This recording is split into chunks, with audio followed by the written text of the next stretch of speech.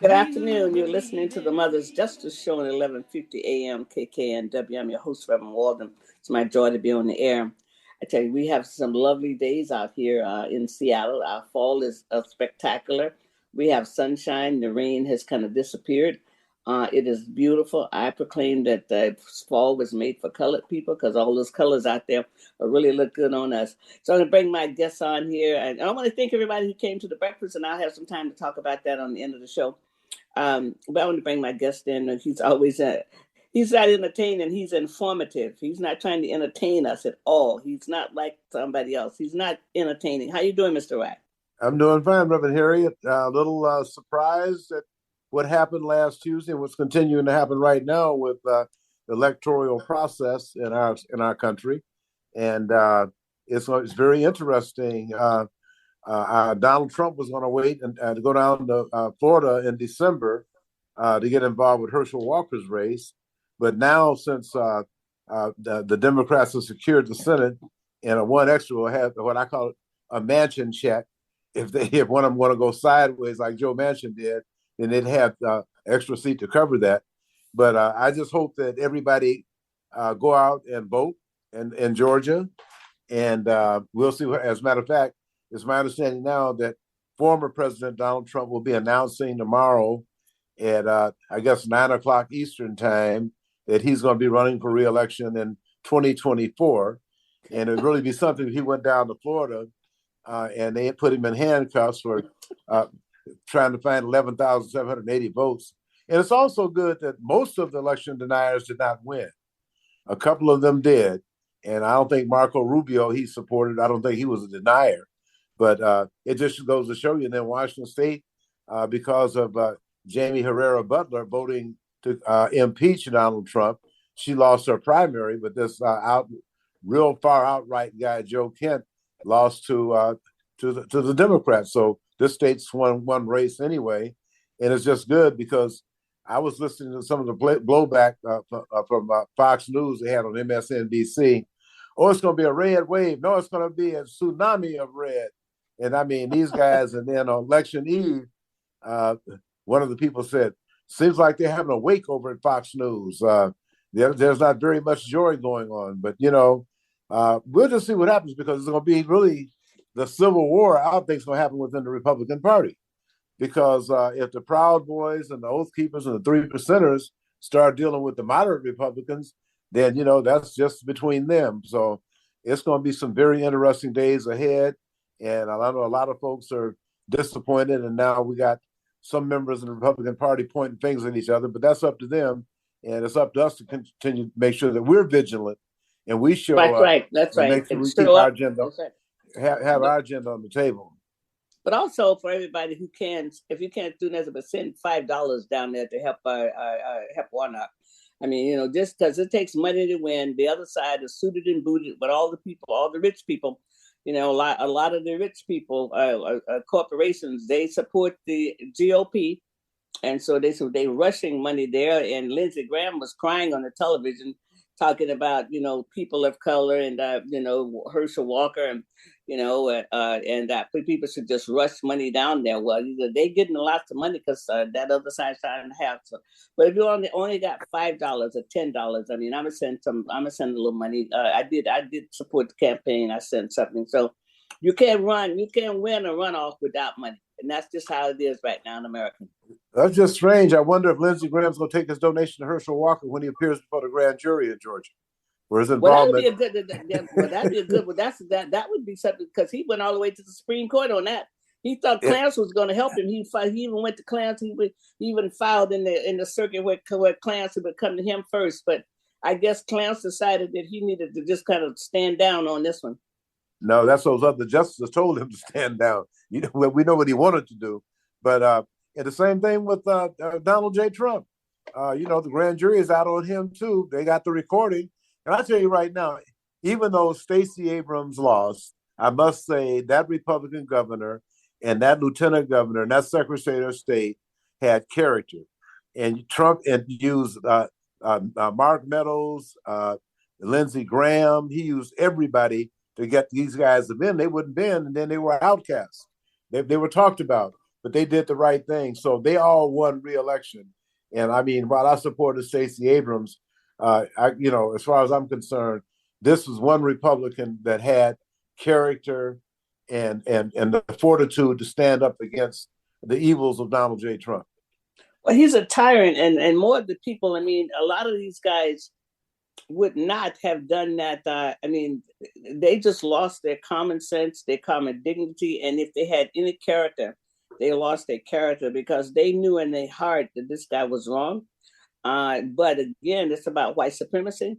It's about trying to make the Bible the Constitution of America, and and having these people in charge of us and everybody else, and it's not going to work. I mean, it might work for a little while, but it's not going to work. And so far, so I mean, I'm encouraging people to make sure you help Warnock. I mean, whatever you can down there in Georgia, because Georgia has this stupid runoff to make sure that the black person can't hardly win. That's racist and what it is. I mean, although you got 2 black people running right now, I mean, but it's an unfair runoff. I mean, the way that they have it structured down there. Reverend Harry, they had the same thing I can recall when Julian Bond ran against, and everybody thought Julian was a shoo-in, when he ran against John Lewis. And they had to have a runoff, and John Lewis won. And I used to tell Julian Bond before he passed, that was, I know you lost the election, but that was one of the greatest members of Congress ever, as far as I'm concerned. John Lewis was a person of character and was not going to get deterred by anything anybody said when he felt like he was doing the right thing and making that good trouble. So, but what I'm talking about, like in this state, the person with if it's within 1,000 votes, then they do a recount, and then I mean that's how they settle it here. I mean, so you don't have to have a second vote for 2 people to get a winner, and there's something wrong with that kind of system. That you got to have a second vote to. But I understand what you're talking about. You're talking about it had a positive outcome. I mean, in those days, and you're right about that. Yeah. I mean, but I'm just saying that in most states, you don't have that. The person who gets within 1,000 votes, they're going to do a recount, and then if the votes stays the same, that person wins. Yeah, and now they're talking about doing ranked choice voting in Seattle. Well, it takes ranked choice. These are the same people who messed up the police department. So why would you trust the people who messed up the police department to talk about ranked voting? Okay, well, and there's already a ranked voting. You got a ranked voting. The 2 people makes it through the primary. You got a regardless of their party. And I like that too. Regardless of party, the top 2 vote getters get to go. I like that idea too. But how can we trust the people who messed up the police department to bring us anything good? But that will be up to the people. That's not up to any. It's up to the people to make that happen. The people vote on that. They will not. They will. The city council, the mayor's office. No one will have anything. That's something. One thing. But why was it on the ballot? Somebody had to put it on the ballot. The people didn't put it on the ballot. It had to come from some politician to put it on the ballot. I have to do a little research and find out where that came from. That's a very good question. Yeah, I mean, that's a good question. Why is it on the ballot? And I think Jay Inslee want to go to that. I mean, why you want to fix something that's not broke in this state? It's not broke. Our system works. Well, there's one other race I was watching kind of close to, and the black that lost the Senate in North Carolina, the former Supreme Court justice in Wisconsin. That was a real lackluster Senate. And then we do have a black governor of Maryland. Maryland's like 29% African American. But then in other areas, I would think the thing that the reason why they were voted against, they were superior candidates, is because they were black. I just have to say that because everybody was thinking that the Supreme Court justice and Mandela Barnes, he's been the lieutenant governor. Oh, did he lose? Yeah.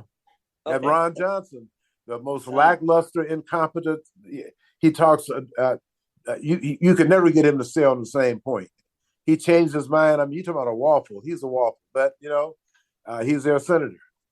And in Michigan, the Democrats took completely over because that was the governor Yeah, they tried to kill her. They tried yeah, they were to going to kill her. kidnap her. Yeah. Anyway, she won, and the Democrats took over the House and the Senate there. And then another thing, I was doing a little research. The black flight out of California, and the thing about it is in Los Angeles, the blacks are leaving there, going to Riverside suburban areas, but they're also going to Nevada, Georgia, and Texas. So they're going back to after a while, where we Texas migrated from. Texas is going to be a blue state. A lot of people going to Texas, and a lot of folks going to Arizona. You know, I mean, so they can have the and like you say, Georgia, and also a lot of the women who was against, who was for, wanted to, wanted to wanted to fight for abortion rights, did not vote for the black woman that was running for mayor. They voted for the white guy who was against everything they always talked about they wanted to. So at the end of the day, the white women in Los Angeles did not deliver for the black women. Not only that, but you also had 39% of the Hispanics voted for Republicans. Okay. And then only 53% of white females voted for Republicans. So that's one thing about anything about a black woman. We know what happened here. They ran Carmen out. So that's right. Yeah. So, but isn't that amazing though? I mean, because of really, and now everybody calls themselves Latinos. And so even Mexicans are being called Latinos because Mexican people really kind of fought that word because they, Latino is a new word that came out about 50 years ago. Well, we work with the Chicano population. There was a Chicano division at the EOP at University of Washington. Roberto Magasas was a leader of the Chicano community. Yeah, don't even hear that word no more. That differentiates.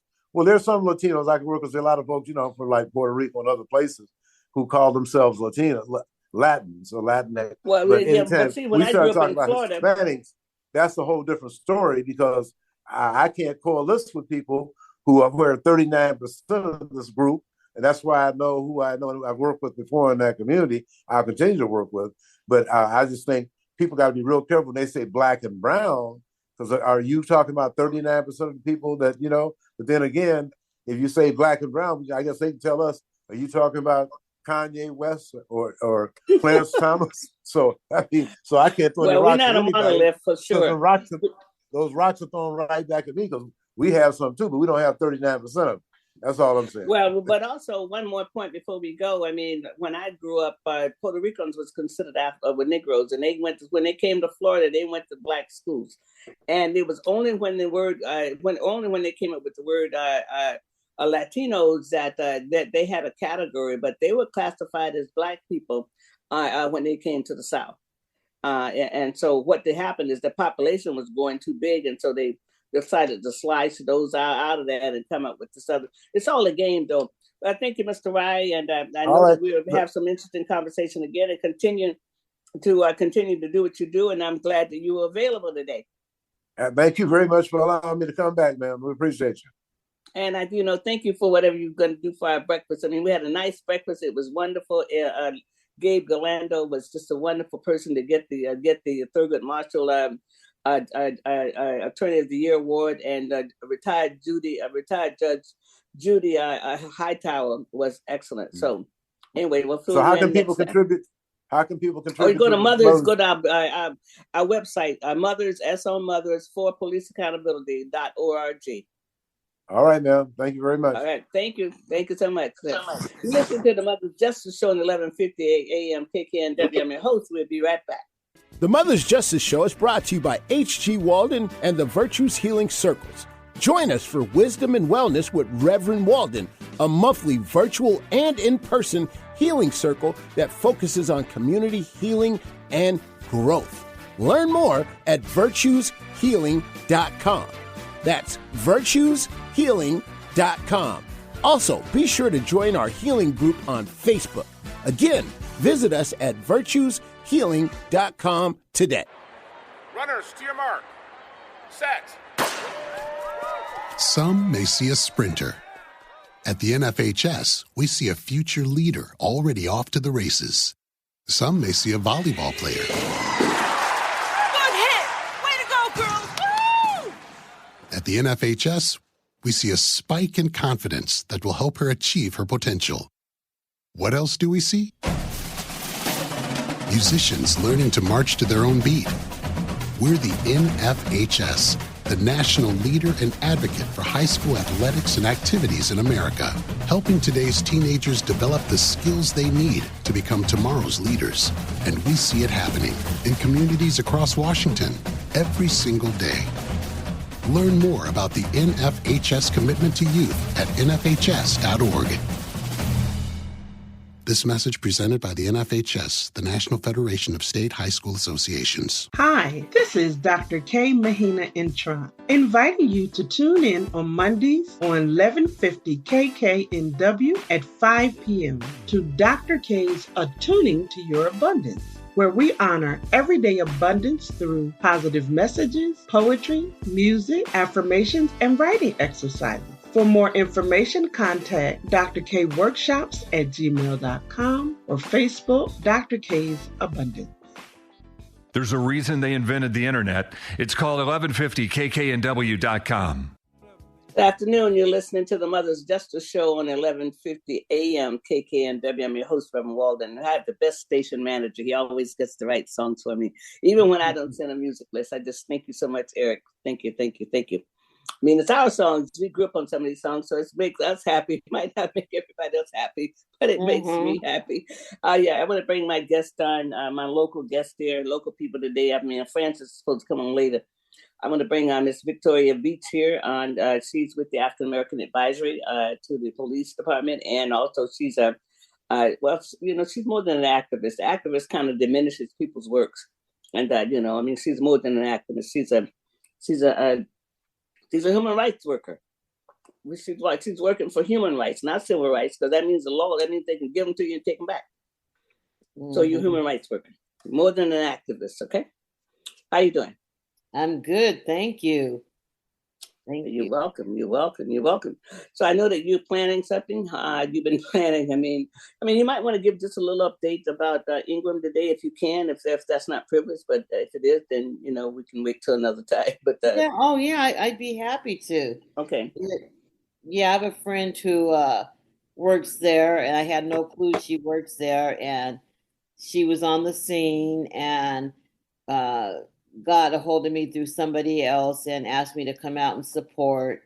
I went out this morning, saw a lot of the kids were back and they had their signs ready to rally, but it was a lot of sad faces and lost. You look at them and they're traumatized.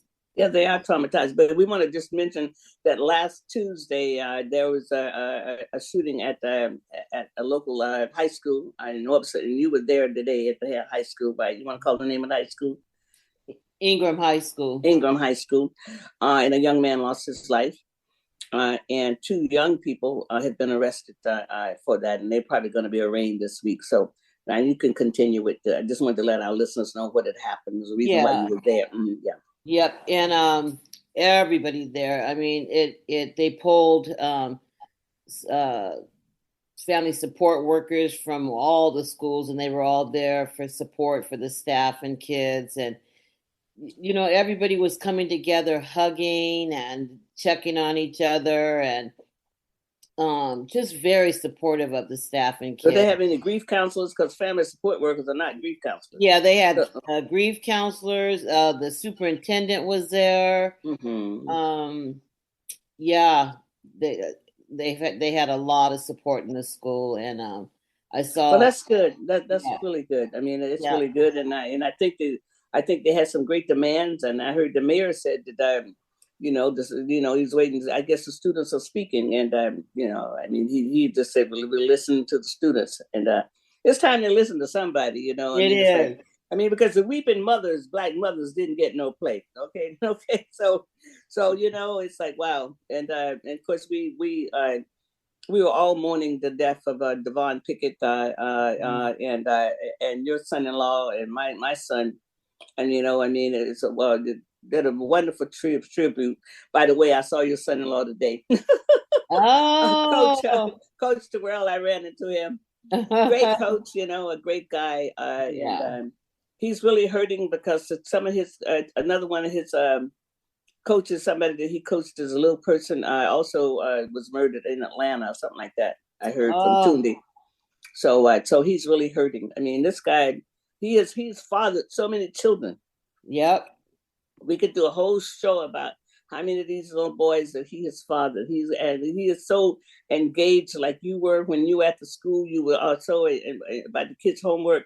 I mean, if the kids, he wants the kids to be smart, not just to be out there learning how to play football, but to be smart. But anyway, we send our condolence out. We mothers is always available to work with people. We are we're the group who've grown older doing this work. Yeah, we matured up. 32 years is a long time, and a lot of changes, but it's a lot of things that needs to be fixed. And so I think you have something going on today tonight you want people to know about. Yes. The African American Community Advisory Council is having Shotspotter staff. They flew out today to do a demonstration of the Shotspotter and to answer all and every question. I think it's important for not only people that support it, but people that don't support it, because if you're going to find out what it's about, you're going to hear from the people. And what I'm having a hard time struggling with this is, don't make your mind up until you educate yourself about it. And so that's what they're here for. I'm not pushing it on anybody, but just come and hear for yourself and see the demonstration and get your questions answered. So we're meeting today at 6:00 at the Emerald City Bible Fellowship Church. That's Pastor Harvey Drake's church. And 6 to 8, come be a part of the discussion, whether you're for it or not. And that address is 7720 Rainier Avenue South, I believe that is, 98118. And so if you put in Emerald City Bible church is going to come up, or either one that's going to come up for you. But we really do. I mean, I want you on because I want really I want to support you. Mothers does. I mean, because we're about information. See, with information, nobody's in the dark anymore. Right. And this system wins because all of the information is never on the table. And so people make a decision based on bad information, old stats. That Lisa Herbal had sent out, Councilmember had sent out. Lisa Herbal had sent out something last month to talking about town hall on ShotSpotter with stats from 2017 and 18 and 15 or whatever it was. The world has changed, right? And so some of the stuff they're talking about has, these people have made a lot of improvement. But I've talked to people around the country, and I researched it. I mean, it's in Houston. Mm-hmm. I mean, and in Houston, they've had a demonstrable evidence that violence and gunshots have gone down. Also, Detroit got a little ticker that they talked about last year this time and this year this time without the ShotSpotter and with the ShotSpotter. And also, where else is it at? And also, you have family members who are willing to talk about it, or people who are willing to talk about it. And it's in Rocky Mount, North Carolina. I'm going to ask Omai to check that out for me because his father lives there, my former husband. But it's a Rocky Mount. It's a little town. It's not big. It might be large as Tacoma, but might not be. But it's Rocky Mount. So I'm going to check that out because I think people need to hear the people who live in these communities, right? And not listen to, and not in Portland. That was, I thought that was the other one. And they signed a 5-year contract. Yes, 5-year contract. And Chicago, didn't Chicago just? That's right. The other thing is, listen to the parents that have lost their kids to gun violence. A lot of them want it, so was it last week or the week before I had a meeting, but they were on Zoom. They're going to actually be here tonight. Yeah, that was 2 weeks ago on a Wednesday. So and 2 weeks. And everybody that came, there were a few people that weren't sure about it, but everybody walked out of there being for it because they got educated on it. That's and right.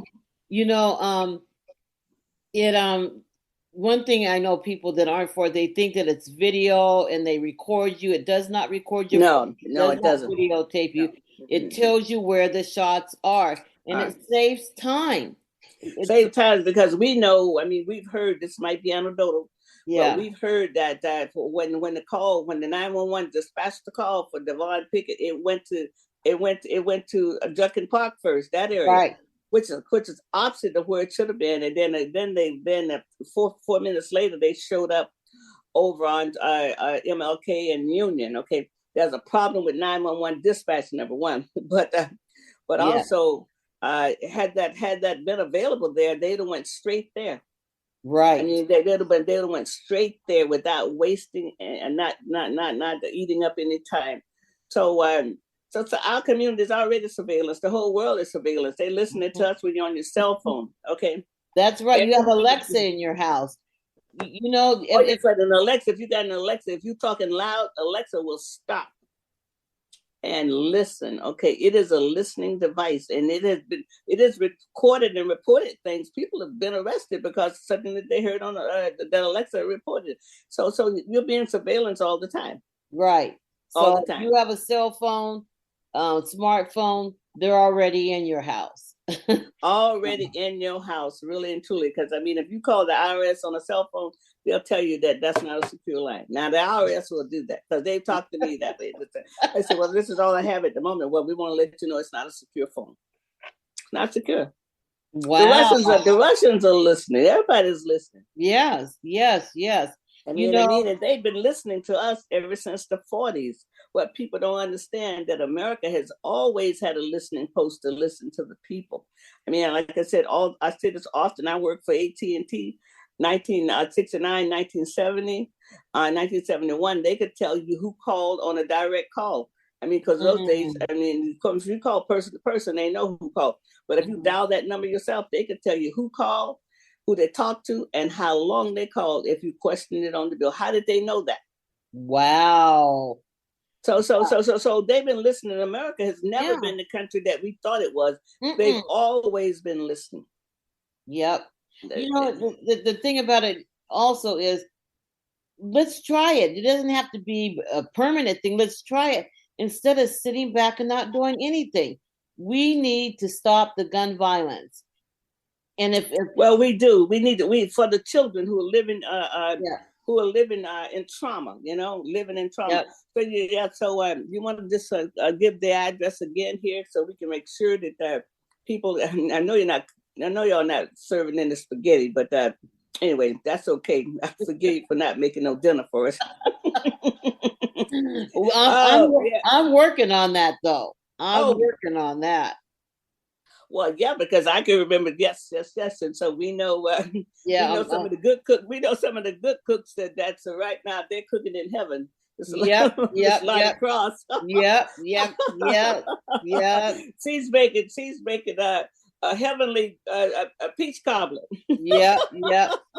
She's one of the reasons why I became chair, and she told me I will cook at every meeting, but we're gonna start that because all the other councils have food, and so and it always used to have a little something a long time ago. I mean, even it wasn't nothing but a little chicken strips or something. Yep. So because we're coming to a 6:00 meeting, but give us the address again down there. I don't have the address. Oh, okay, 77.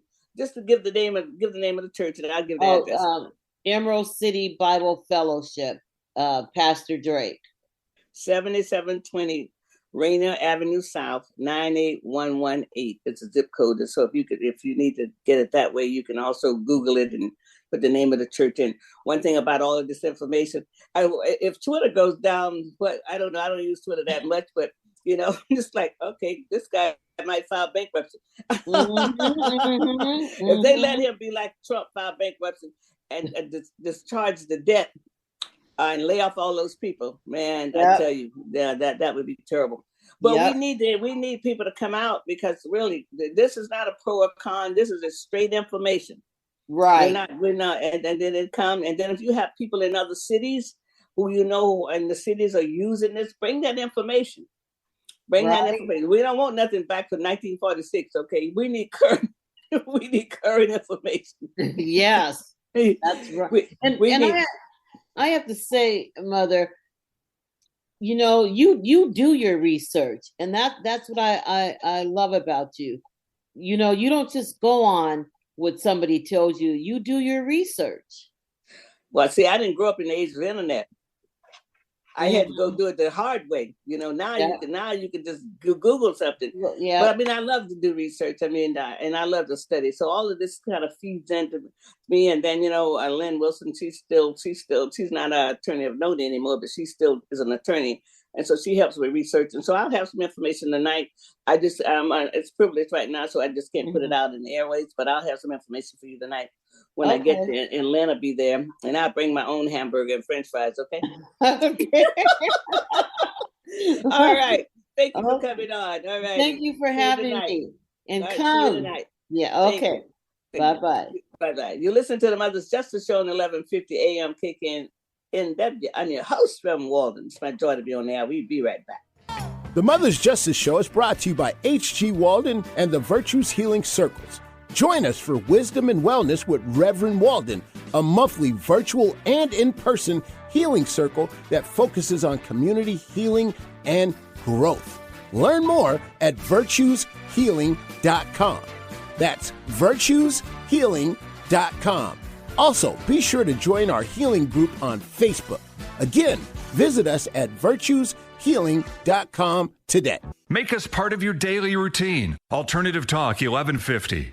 Good afternoon. You're listening to the Mother's Justice Show on 1150 AM KKNW. I'm your host from Walden. I like that song. Give me some respect up in here.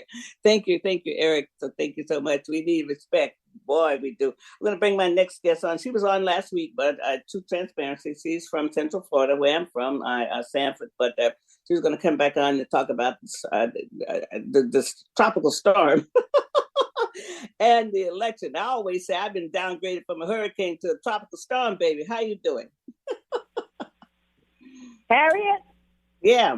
How you doing? Come on in. I'm trying to get my volume right. I can barely hear you. Can you hear me now? I can hear you well. You can hear me? Okay. Yeah. All right, I can hear you I good. got my volume up high as it'll go. I don't know why I can't. I probably have to go in my settings, or sometime in my settings, my volume will go down. Okay, well, we can hear you, so I'll talk a little louder.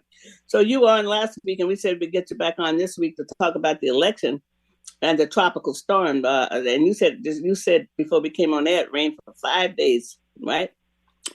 Yeah.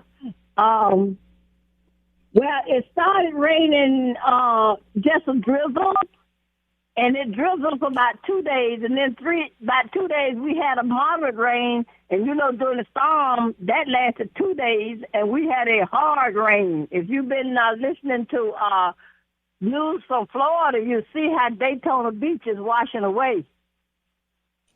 Well, then the St. John River is still overflowed. Somebody said the St. John River was still overflowing. It's going to take about they said 5 days before it crests, because it runs north, and everything south. It runs north. Yeah, and everything south of us is coming up this way, so the river is going to even overflow more here in Sanford. Yeah. Wow, I remember Donna, because you had something about Donna, because Donna was the one when it overflowed and had alligators downtown. That's right. Donna went all the way up to 5th Street. Right now, it's I remember that. Street. Yeah, I remember that. See, I remember that. Uh-huh. So, I'm glad you all were safe, and your house is still standing. And I think yesterday you said that your chickens had a little accident, because you have chickens in your yard. The chicken pen caved in, but they got it up. They got it up now. Yeah, and I'll let people know, Francis, you do live in the city. You do live in the city limits, don't you? Sanford, no, are you in the city limits? County. I'm not in the city limits, Harriet. I'm in the county, and I just went to my backyard, and I just picked a whole bin full of mustard greens. I'm gonna blanch them tonight and freeze them and take them with me.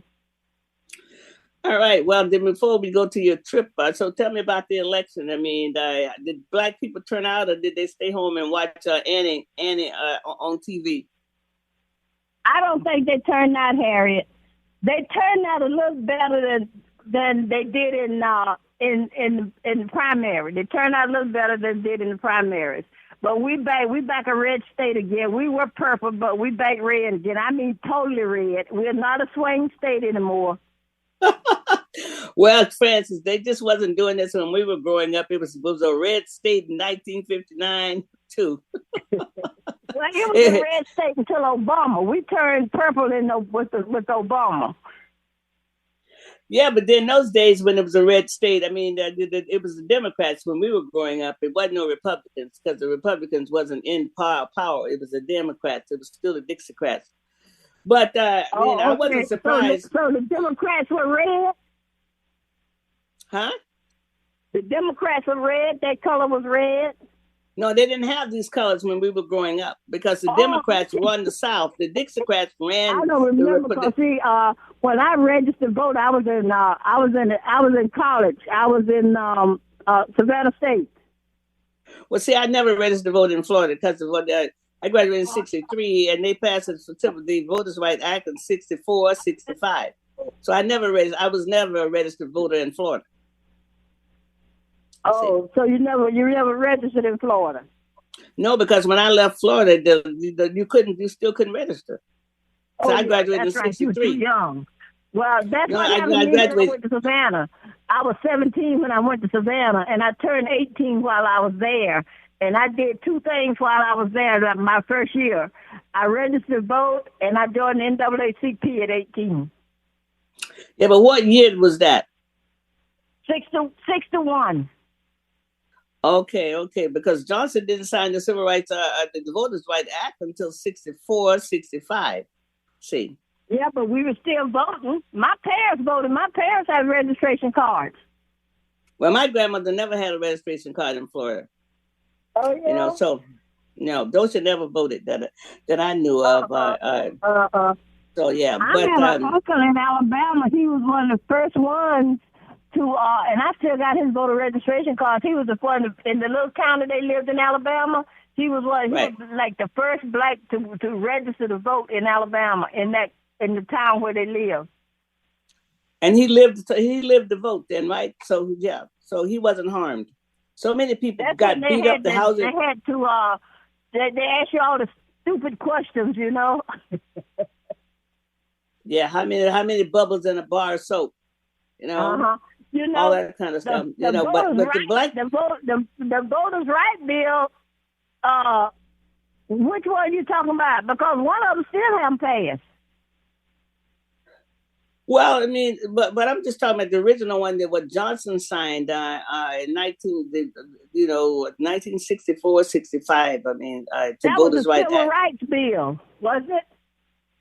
Well, Johnson signed more than one bill. He found the civil rights bill. Yeah, he signed the civil rights bill. Yeah, but the Voters' Rights bill, they still fussing over that one. They still they haven't really passed it yet, have they? I don't know. Well, no, they have the act. The bill they were calling the John Lewis bill. Well, but they want to vote on the act again. The act is already there. They want to extend it again. I mean, John Roberts, he kind of gutted it out. So you're right about that. In some levels, we're back to not being able to vote, and most people don't know it. But I tell you, the people in Florida and in Georgia need to vote all the time, especially Black people, because now Florida being a red state, I mean, it's going to be even worse for people if they don't get out and take care of themselves. And I'm asking people right now, if you're incarcerated, you can't vote at all. You can't register. You can't. And there are so many men and women in Florida that's incarcerated. Although they got some of them, but what it is, if you're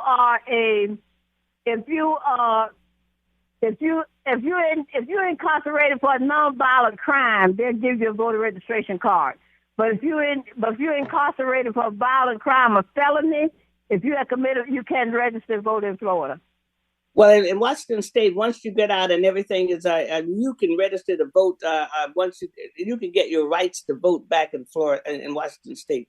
A felon can restore his rights to vote and can vote because my son does herb vote, and they registering people, and so that's what happens here. I mean, you know, well, you may have what's heard on the news where they were arresting felons in Florida who thought they had could vote because they had gotten a voter registration card. You have to go to Tallahassee and go through some kind of training, and if you're not a felon, and they'll send you a voter registration card. And these people got a voter registration card, and they went to vote, and when they went to vote, they were arrested. Well, again, they were not informed of the total law, and that's how they win. They never tell you what the real deal is. But our people have to become more informed. I think it was a setup to try to prove that there was some fraud voting in Florida. I do too. And now, you know, Trump is saying that he rigged the election for DeSantis to win. Well, hey, maybe he did. And you know, he calling him sanctimonious. What is it? Ron Sanctimonious. Ron DeSanctimonious. Ron DeSanctimonious. Yeah. Well, you know what? I mean, this guy, he came along at the right time to be able to empower people who still had hate in their heart against us. I mean, because you can only empower people to be harmful to other people if they have hate in their heart against those other people. So he's a good organizer.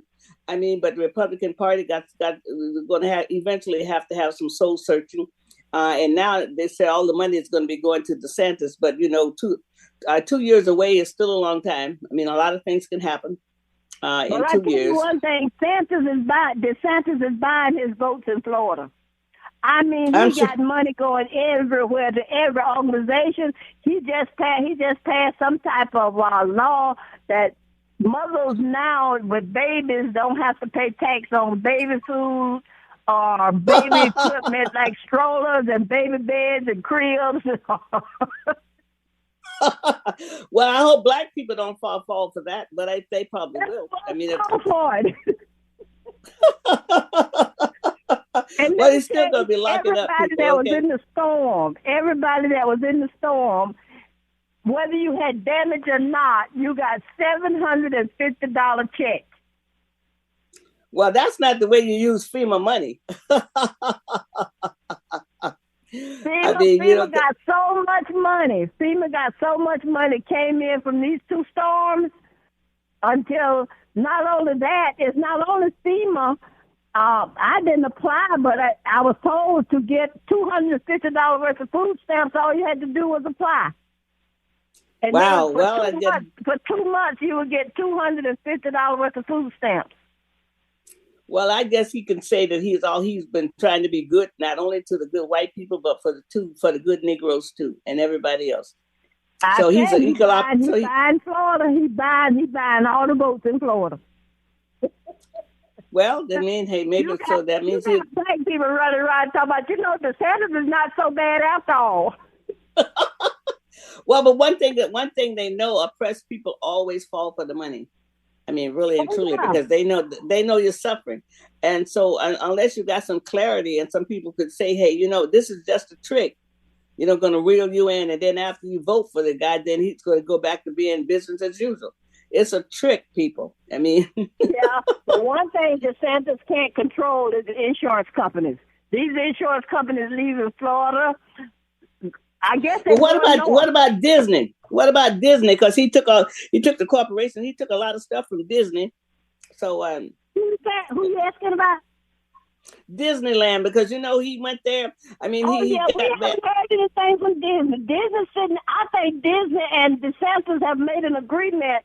Because we had heard nothing about Disney throughout this whole, or the LQBG family. We heard nothing about these people the whole election. Well, who did he throw under the bus? The Negroes? Who did he talk about then? Nobody? To let the people around here tell him he hadn't thrown anybody under the bus. He threw Disney under the bus, but I think he got them out before they ran over him. Oh yeah, because he took all the perks, and now they're gonna just charge everything back to Orlando, back to Orange County. Yes, I think Disney and DeSantis came up with an agreement. Okay, well maybe he's a shrewd politician. Then I'll give him that.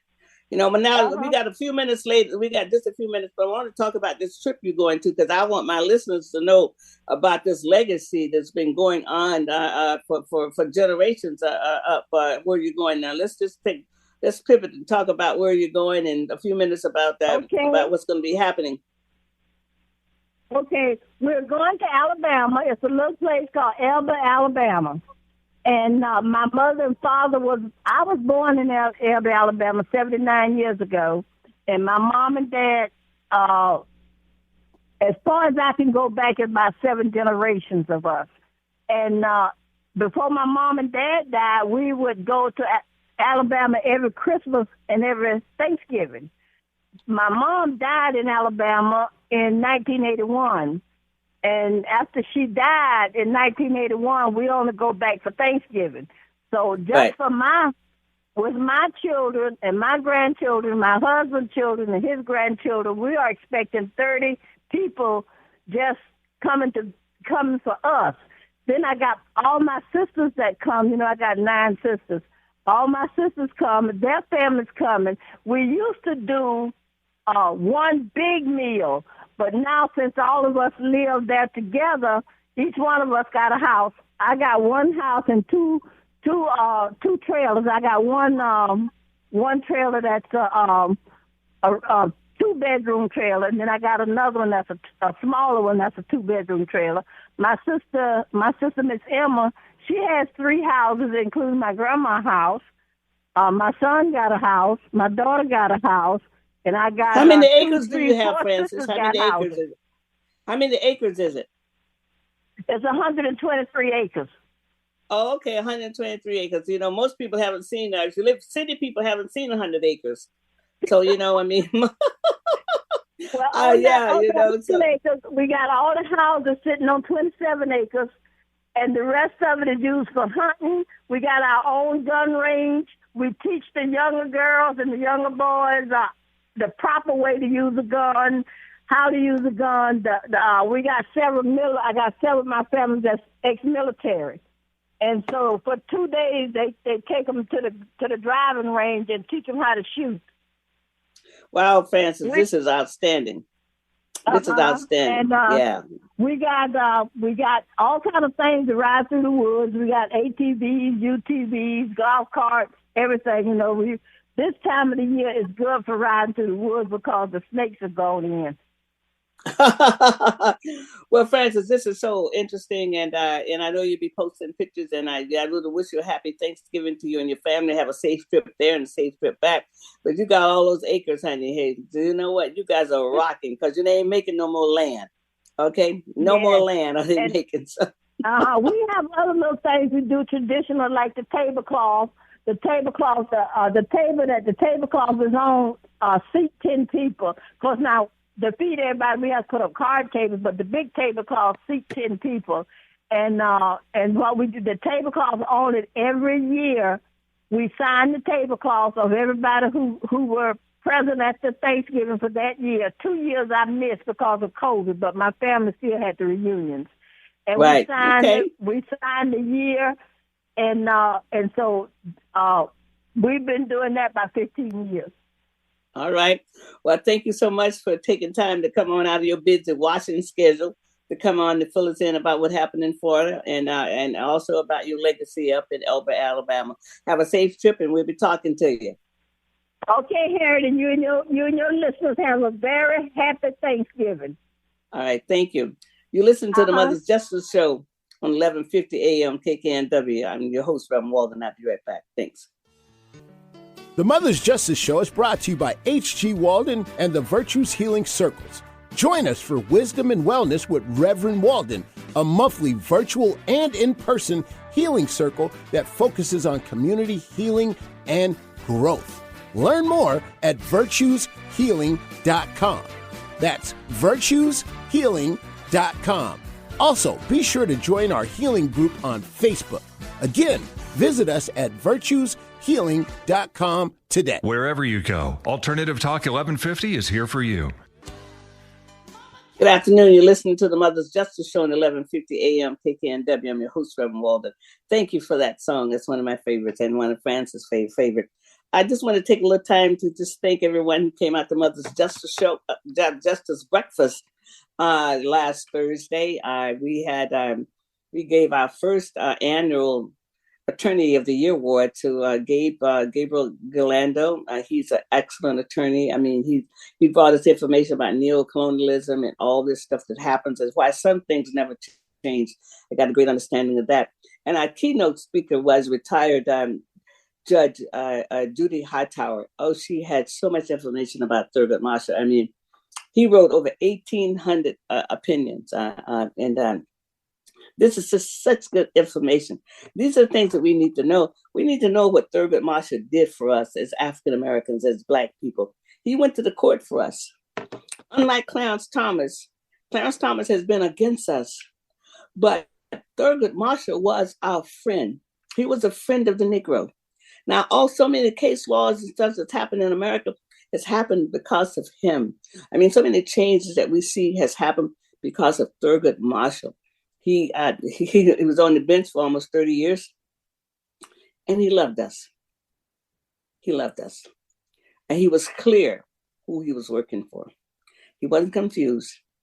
Brown versus overturned Brown versus the Board of Education, which actually took us out of segregation. And now in so many places, we've lost grounds because African Americans have gotten complacent. I mean, they got good jobs and all of this other stuff, and they're not always voting.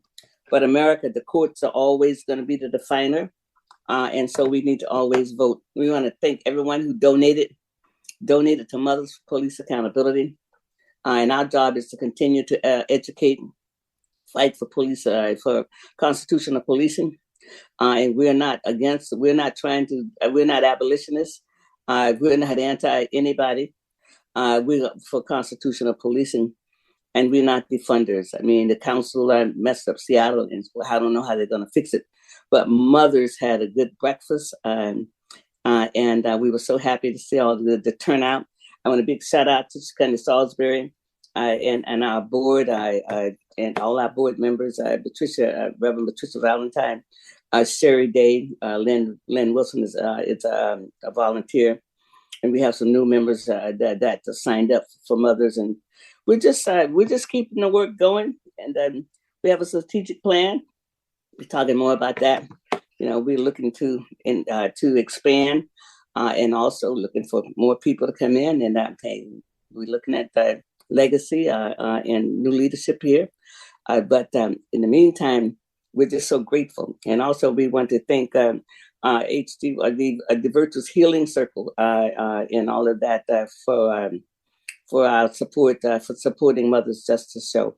And have a good week. And thank everyone. And thank you, Eric, for all the good music. Can we go out on Mama today? Can we end on Mama's song today? Thank you very much. I'll talk to you next week. This is Reverend Walden on the Mother's Justice Show. Have a great week. Thank you.